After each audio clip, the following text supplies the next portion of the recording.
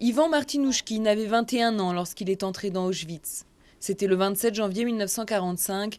Ivan était soldat de l'armée rouge et a fait partie de ceux qui ont libéré le camp d'extermination nazi. Il se souvient de sa première rencontre avec les prisonniers. Ils avaient vécu l'enfer, ils étaient sous la menace constante de la mort. Alors bien sûr, tous étaient épuisés, harassés. Mais dans leurs yeux, juste dans leurs yeux, il y avait de la joie d'être libérés, la joie que cet enfer se termine enfin.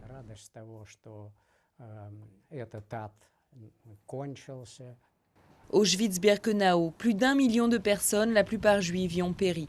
Lorsque l'armée rouge arrive au camp, les nazis ont déjà fui. Ivan, comme les autres soldats, a cru entrer dans un camp de prisonniers classique. Ce n'est qu'après la fin de la guerre qu'il a compris. Quand on est arrivé et qu'on a vu les fours, on a pensé que c'était des fours crématoires. Les gens mouraient et au lieu de les enterrer, on les brûlait.